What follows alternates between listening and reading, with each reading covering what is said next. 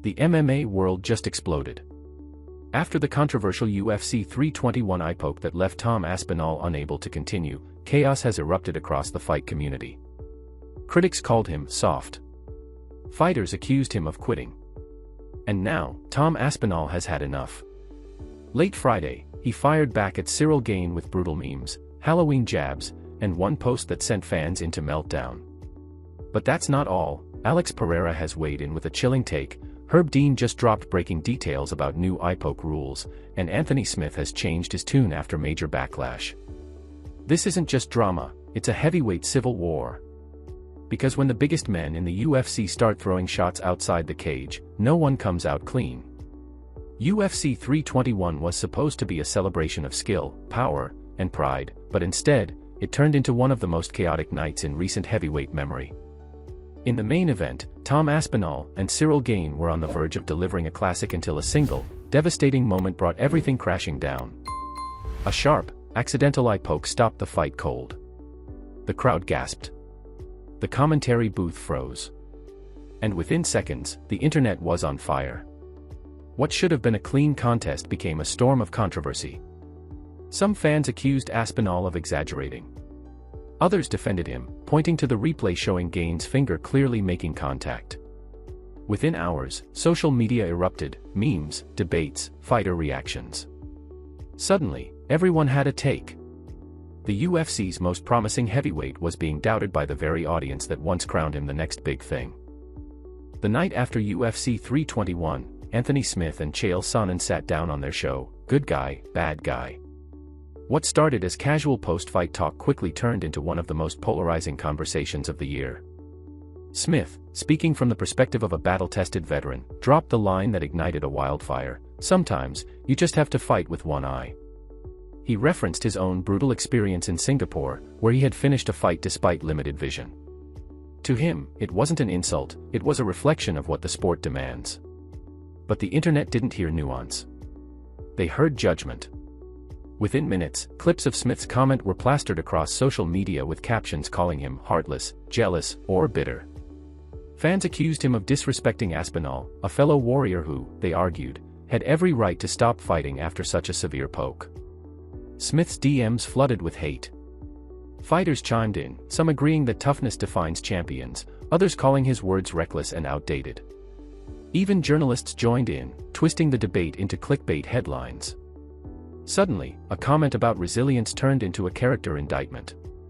Tom Aspinall stayed silent, but fans could feel the tension brewing.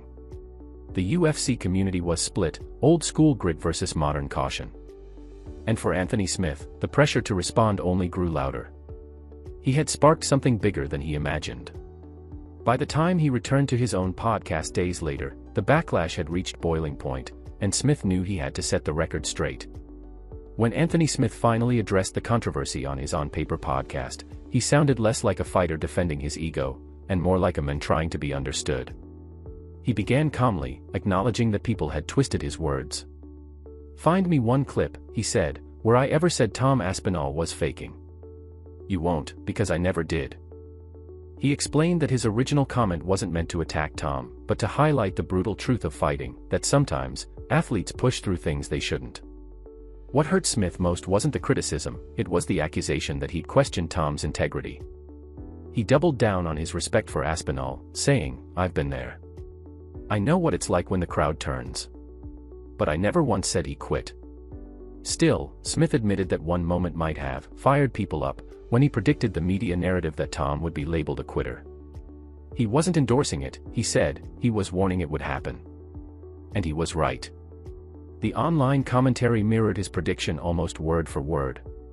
In the end, Smith's clarification earned him some sympathy, but the damage was done. His reputation as one of MMA's most honest analysts came with a cost. His honesty often cut too deep. Yet while Smith's words cooled the storm for a moment, another fighter was just about to pour gasoline back on the fire. Tom Aspinall himself, quiet, calculated, and visibly frustrated, was ready to speak in the only way he knew how, with humor and precision. For days, Tom Aspinall stayed silent, no interviews, no quotes, no explanations. But when he finally broke that silence, he didn't do it through a press conference, he did it through humor. Late Friday night, Aspinall posted a meme that broke the internet. It showed Ciryl Gane dressed as Freddy Krueger, with claws extended toward a terrified figure. The caption read, "Halloween's coming, and Cyryl's already ready." It was a brutal joke, wrapped in sarcasm. Fans instantly connected the Freddy claws to the eye poke, and suddenly, Tom's silence turned into a statement. Minutes later, he doubled down, uploading a photo of himself wearing an eye patch, captioned, "At least I'm ready for Halloween." It was classic Aspinall, witty, biting, but laced with a darker undertone. He didn't have to say Gane's name outright, the message was clear. The fighter who'd been accused of quitting was now turning the narrative around, mocking the men whose hand caused the controversy. But it didn't stop there. A third post followed, a photo from the hospital, eyes bandaged, captioned, "Another day, another hospital." Fans went wild. Was this a subtle jab? A cry of frustration? Or both?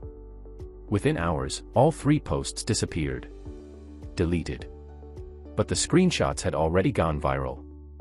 The memes, reactions, and breakdowns spread across MMA pages worldwide. Tom Aspinall had spoken, not with words, but with precision-timed trolling. And now, everyone waited for Ciryl Gane's response. Ciryl Gane didn't take the bait. No tweets, no interviews, no memes. Just silence. For some fans, that silence spoke volumes, maybe guilt, maybe maturity. For others, it felt like weakness. The MMA audience thrives on fire and personality, and Gane's calm demeanor, the same one praised before, now made him seem detached from the chaos. But behind the scenes, reports hinted that Gane was furious. Sources close to his camp claimed he saw Tom's posts as disrespectful, believing the situation was accidental and didn't deserve mockery.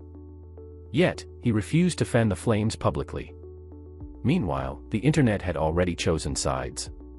Team Aspinall fans framed him as the victim striking back with humor. Team Gane argued that class meant restraint, and silence was strength. The tension between the two became more than a feud, it was symbolic. Old school toughness versus new school emotional intelligence. The loud versus the composed. Every meme, every tweet became fuel for debate. Even commentators like Michael Bisping weighed in, calling it a weird moment for the heavyweight division, when respect and rivalry collide. The UFC had seen trash talk before, but this one hit differently. It wasn't about belts or rankings, it was about pride, image, and perception. And just when things seemed ready to explode, a voice from another division entered the conversation, a man whose words carry quiet authority. Alex Pereira was about to speak. When Alex Pereira finally weighed in, the MMA world listened. The reigning light heavyweight king isn't known for drama, so when he speaks, it matters. In an interview with Brazilian outlet MMA Huji, Pereira offered a rare, balanced take. He admitted he'd seen worse eye pokes where fighters pushed on, but quickly added that only Aspinall truly knew the pain he felt. It wasn't shade, it was insight. Pereira's tone reflected a fighter's empathy mixed with quiet skepticism. He wasn't calling Tom weak, but he was reminding everyone that toughness can't be measured from the outside. Fans loved the honesty.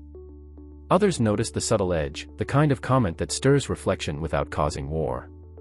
Coming from a man who's fought through leg kicks and knockdowns without flinching, Pereira's perspective carried weight. His words reminded everyone that fighting isn't just about power, it's about thresholds, both physical and emotional.